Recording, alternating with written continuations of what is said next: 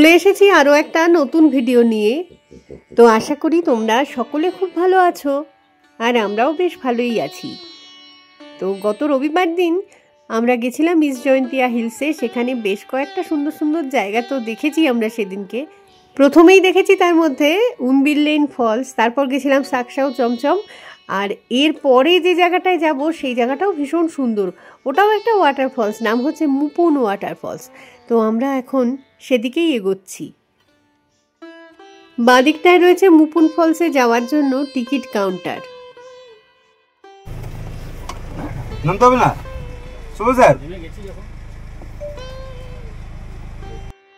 Ticket কাটা হয়ে গেছে, তো পার হেড 50 টাকা করে টিকিট, আর কার পার্কিংয়েরও 50 টাকাই।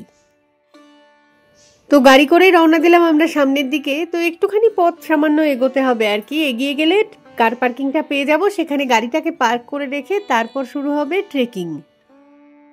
এখন এই ট্রেকিং শব্দটা শুনলে মনে হয় না যে প্রচুর বোধহয় হাঁটাহাঁটি করতে হবে, অনেক সিঁড়ি ভাঙতে হবে।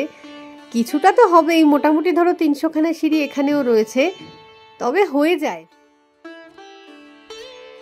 এই যে এটাই হচ্ছে কার পার্কিং এরিয়া। তো ওই যে আমাদের গাড়িটাকে পার্ক করে রেখে দিলাম, আশেপাশে আরো 2-4টে গাড়ি চোখে পড়লো, মানে টুরিস্ট এসেছে।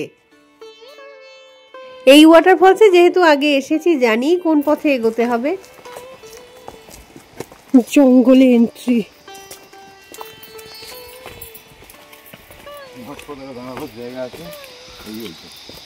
ওটার ডান দিক দিয়েও যাওয়া যায়, বাঁ দিক দিয়েও যাওয়া যাবে। ডান দিক দিয়ে গেলে ওয়াটারফলসের উপরে পৌঁছানো যাবে, আর বাঁ দিক দিয়ে গেলে ওয়াটারফলসের নিচে চলে যাওয়া যাবে।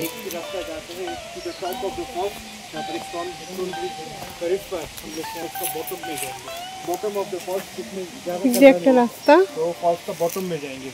আর এখান দিয়ে একটা রাস্তা চলে যাচ্ছে। ये रास्ता फॉल्स का टॉप में जाता है और ये रास्ता फॉल्स का बॉटम में जाता है।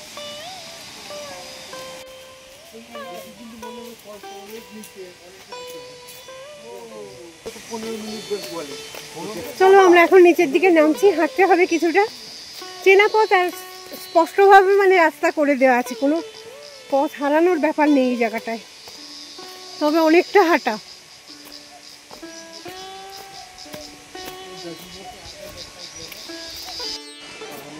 পোকার ডাকটা কানে আসছে, আর আমরা কি সুন্দর লাইন দিয়ে একদম এগিয়ে যাচ্ছি সামনের দিকে।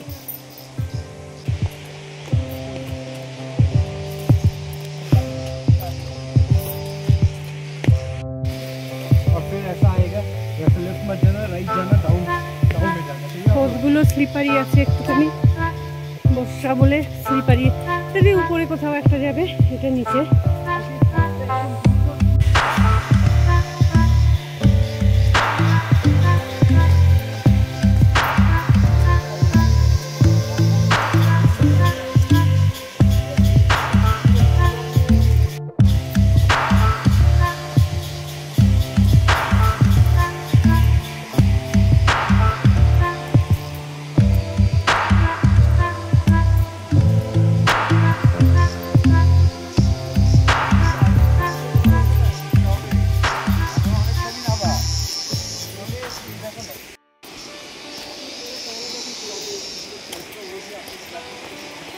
রেন ফরেস্টের মধ্যে ঢুকছি আস্তে আস্তে।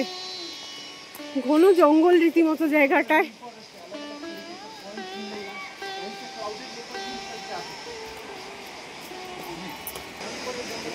জলের আওয়াজ তো পাওয়া যাচ্ছেই, সাবধানে পা দিতে হবে। রীতিমতো পিছল এই জায়গাগুলো, একদম রেন ফরেস্ট যাকে বলে, ঘন অন্ধকার অ্যামাজনের ফরেস্ট। আর প্রচুর লোকজনের গলার আওয়াজ পাওয়া যাচ্ছে, মনে হচ্ছে নয় স্নান করছে, এনজয় করছে, আর নয়তো কি করছে জানি না, মানে মজাই করছে বোঝা যাচ্ছে। চিৎকার চেঁচামেচি খুব মানে এনজয় করছে, এরকম একটা ভাইবস আসছে। হ্যাঁ হ্যাঁ, কিন্তু জল বেশি থাকলে স্নান করতে পারবি না।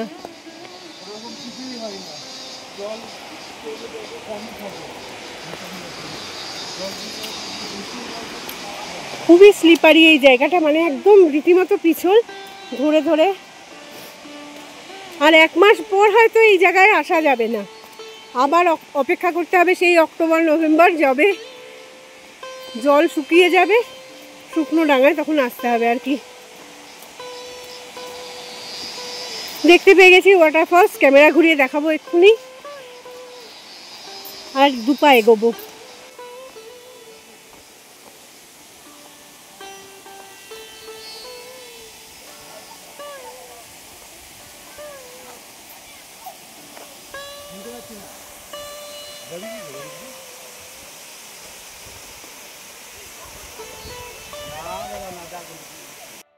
ওয়াটারফলসের কাছে যেতে গেলে কিন্তু এই জলটুকুনি পেরোতে হবে। অনেকটা ডিপ আছে কিন্তু এই জায়গাটা, মাংকু প্যান্ট ভিজে যাবে, যথেষ্ট ডিপ এখানে। কি সুন্দর স্নান করছে সবাই, রীতিমতো বিচের মজা নেওয়া যাকে বলে। এই জায়গাটা পুরো বিচ, বালির বিচ আর কি, আর এখান দিয়ে ওয়াটারফলসটা সুন্দর লাগছে। আর জলের রংটা তো কোনো কথা হবে না।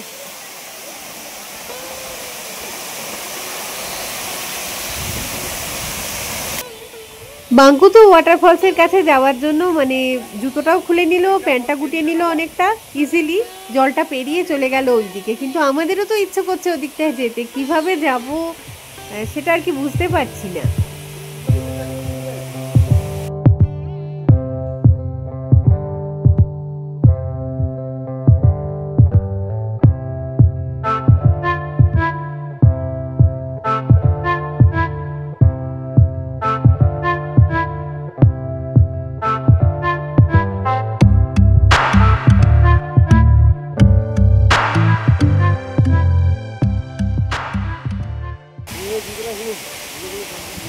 পেছনে দেখা যাচ্ছে এটা হচ্ছে মুকুল ফল, অপূর্ব সুন্দর লাগছে জায়গাটা। ভালো রোদ আছে আজকে, মানে গরম লাগছিল, আর এই জায়গাটা এসে এই যে জলের একটা হাওয়া দিচ্ছে, এত সুন্দর, খুব আরাম লাগছে রীতিমতো। আর যারা স্নান করছে তাদের তো মজার বলার কথা না, দারুণ।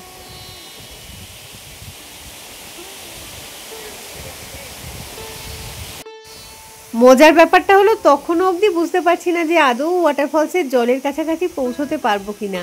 যাওয়াটা একটুখানি মুশকিল আছে, সেটা তো বললামই। প্রচুর ভাবতে ভাবতে বাঙ্কুর বাবা একটা উপায় দেখালো যে এই পথে গেলে মানে কিছুটা তো ভিজবে ডেফিনেটলি, তাহলেও খুব কম পরিমাণ ভিজে ওয়াটারফলসের জলের কাছাকাছি পৌঁছানো যাবে। আসলে এতটা পথ যখন কষ্ট করে হাঁটাহাঁটি করে আসতে পেরেছি, আর একটু সামান্য পথ এগোতে পারবো না, এটা মানে ভাবাই যাচ্ছিল না। কোনোভাবে এদিক দিয়ে পেরিয়ে চলে এসেছি। লোকজন সব, ভাবছিলাম নামতেই পারবো না, এই জায়গাটা বালি প্রচুর। এই যে পা গুটিয়ে দেখো,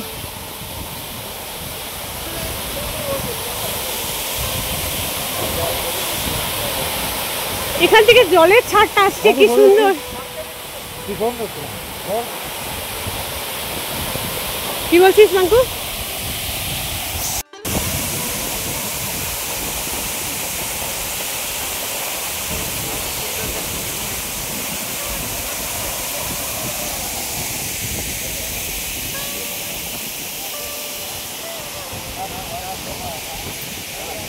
কি আরাম লাগছে, মনে হচ্ছে চান করি।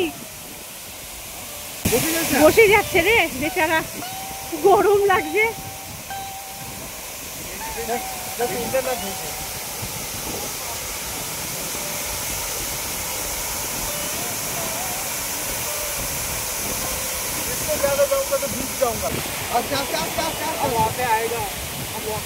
অনেকখানি জলের মধ্যে এসে দাঁড়িয়ে পড়েছি, কি যে আরাম লাগছে, মনে হচ্ছে স্নান করি।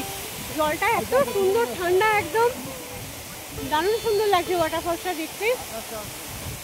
জলের মানে ছাটগুলো আসছে আশেপাশে, কি সুন্দর। এখান থেকে বেশ হালকা করে ভিজে যাচ্ছি, আরাম লাগছে। এখান থেকে আর উঠতে ইচ্ছে করছে না, বাড়ি যাবো না আজকে আর।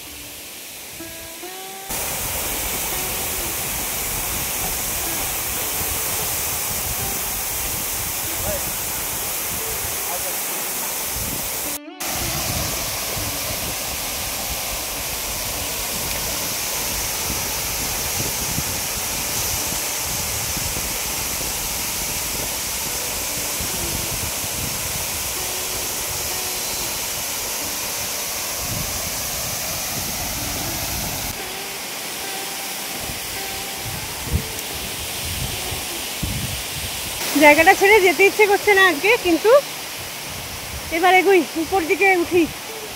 অনেকটা উঠতে হবে এখন। নেমেছি তো কুইক, নামার সময় তো আর অসুবিধা হয় না, ওঠার সময়টাই যত ঝামেলা। যাই এগোই। যে পথে এসেছিলাম সেই পথেই এখন উপর দিকটায় উঠছি। তো সময় লাগবে একটুখানি, কোনো অসুবিধা নেই। আসলে আমাদের না খিদে পেয়ে গেছে, সেই কোন সকালবেলায় জলখাবার খেয়ে বাড়ি থেকে বেরিয়েছিলাম, তো বেশ খিদে লাগছে। আর এতক্ষণ ধরে অনেকগুলো জায়গায় ঘোরাঘুরি হাঁটাহাঁটি, এর ফলে না মানে ক্লান্তিও লাগছে অনেকটা। মনে হয় না আজকে আর কোনো মানে ট্যুরিস্ট স্পটে যেতে পারবো। কিছু যাবো এখন একটা রেস্টুরেন্টে গিয়ে খাওয়া দাওয়া করে হয়তো বাড়ির দিকেই রওনা দেবো।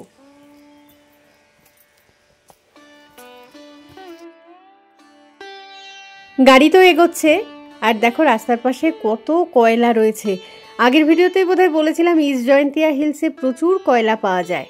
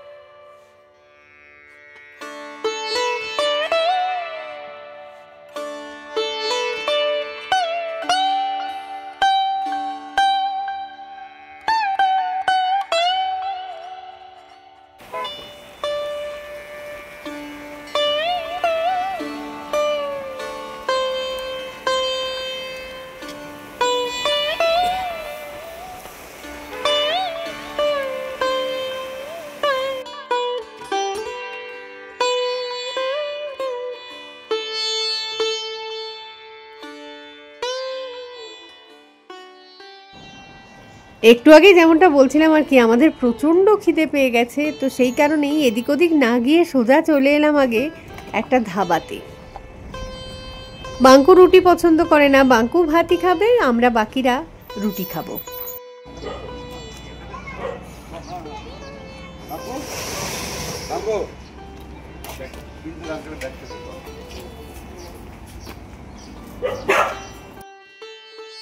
সত্যি আজকে এত খিদে পেয়ে গেছে, মানে এতটুকু ধৈর্য ধরাও মুশকিল হয়ে যাচ্ছে আর কি। তো বাঙ্কুর ভাত এসে গেছে অলরেডি, আমাদের রুটিটা এখনো দেয়নি।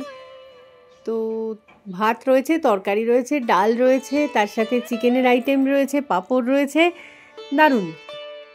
আমাদেরও এদিকে রুটি, চিকেন, তার সাথে ডাবল ডিমের আমলেট সব এসে গেছে। খাওয়া দাওয়া শেষ করে একটা করে মিষ্টিও নেওয়া হয়েছিল। রবিবার দিনের ঘোরাঘুরিটা যেমন সুন্দর হয়েছে, খাওয়া দাওয়াটাও কিন্তু জমে গেছিল। তো আমরা না হয় খাওয়াটা তাড়াতাড়ি করে ফিনিশ করি, তারপর বাড়ির দিকে রওনা দেবো, কারণ বৃষ্টি তো অলরেডি শুরু হয়েই গেছিলো, আরও জোরে হয়তো নামতে পারে। তো যাই হোক, এই ভিডিওটাকে না হয় এখানেই রাখছি। খুব তাড়াতাড়ি ফিরে আসবো আবার একটা নতুন ভিডিও নিয়ে। তো ততক্ষণের জন্য টাটা।